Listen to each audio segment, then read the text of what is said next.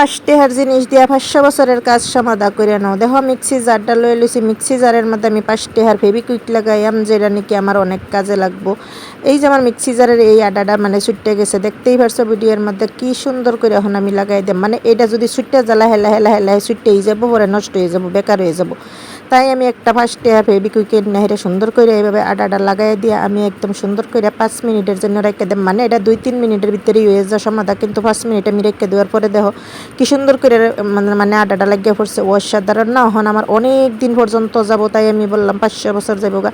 খুবই সুন্দর একটা বুদ্ধি। কীরকম লাগছে? চামচ রাখার স্ট্যান্ড আমরা সবার বাড়িতে আছে, কিন্তু যদি আমরা বাড়িতেই ফেলাইন না বস্তু দিয়া হেরা চামচের স্ট্যান্ড বানাইলে অনেক ভালো লাগতো না? দেখো পানির বোতল আমরা সবার বাড়িতেই আছে, সবাই আমরা যে কোনো জায়গাত গেলেও পানির বোতল কিনে লইয়া খাওয়া যায়, কিন্তু এই পানির বোতলে দা যাওয়া এত সুন্দর কাজ করা যায় এটা আমার জানা ছিল না। দেখো আমি একটা বোতলের মানে ডাকনাগুলি লইছি, লইয়া হেরে সুন্দর করে এইভাবে সাইডে দা কাটতে কাটতে অল্প সাইড রেখে দিছি, যাতে এটা স্ট্যান্ডের মতো নইতে পারে। এই তো দেখা দিলাম এরকমভাবে কাটতে নিচ্ছি। তোমরা তারপরে গ্যাসের সামনে যে কোনো জায়গাতে রেখে দিতে পারো, সুন্দর মতো চামচ মানে রাখতে পারো, যে কোনো মানে কাজের সময় হাতের মুঠির মধ্যে পাইতে পারো, মানে দাঁড়ে কাছে একদম পাইবা চামচগুলি। দেখো আমি সুন্দর করে একটু ফেবিকুইক দিয়ে একটা কার্ডের মধ্যে দেখাই দিলাম, এইভাবে রেখে দিলে অনেকই সুবিধা হবো। আর টিপসটা কীরকম হয়েছে একটু কমেন্টে জানাই যাবা। দারুণ আদা পেস্ট কীভাবে আমি বানায় রেখে দিই। দেখো আমরা সবসময় তরকারি রাঁধতে পারলে আমরা গ্রামের মধ্যে কী করি, তরতাজা একদম রসুন আদা নিজে মানে তুরন্ত বাড়ি তুরন্ত রাঁধতে লাই, কিন্তু আমি এইভাবে করে রেখে দিই। অল্প নিমক আর অল্প সয়াবিন তেল দিয়ে সুন্দর করে পেস্টটা বানালে একদম পানি ছাড়ে না, খুব সুন্দর হয়ে থাকে। দীর্ঘদিন মানে 15 দিন 1 মাসের ভিতরে রেখে দিতে পারে। এই পেস্টটা আমার কিন্তু 1 মাস আগের, কিন্তু কালারও নষ্ট হয়েছে না বা পানিও ছাড়ছে না। অসাধারণ না? এই বুদ্ধি হিসাবে আমরা রেখে দিতে পারি, কামের মধ্যে আসা নয়, ভালো লাগে, তরতাজা খাইতে পারি। ভালো লাগলে ভিডিওটা ভালোবাসা দিয়েছে। সাবধান, কুকারে মাংস রান্না করার আগে এই টিপসটা জানিয়ে নেও। আমরা তেজপাতা দিয়ে অনেক সময় রান্না করে খাই, কারণ তেজপাতা না দিলে ভালো লাগে না, তাই না?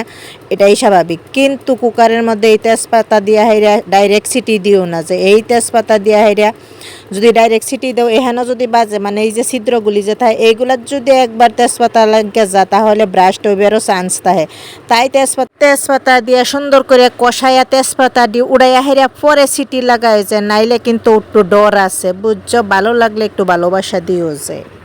আটা ময়দা দিয়ে কোনোদিন মাছ ভাজছো বা মাছ ভাজা দেখো, ভাইরাল টেকনিক। মাছ ভাজা একদমই মুসমুসে থাকবো আর কড়াইয়ের মধ্যে লাগতো না। কড়াইটা খুব সুন্দর করে গরম করে লবা, এর মধ্যে ময়দা বা আটা দেওয়া দিবা অল্প, তারপরে মাছগুলি দেওয়া দিবা একটা একটা করে। মাছ তেল কিন্তু অনেক বেশি গরম থাকা লাগবো, কিন্তু আবার মাছ পুড়ে লাগে না যে। হ্যাঁ, তো এই যে দেখো আমি মাছটা দিয়ে হেরে আবার লাড়াচাড়া করতেছি, বিলকুল লাগছে না। আর এখন এটারে আমি সুন্দর করে মুসমুসা করে বাজ্যালেন। দারুণ একটা টেকনিক, আর এই টেকনিকটা কিন্তু ভাইরাল হইতেছে বর্তমান।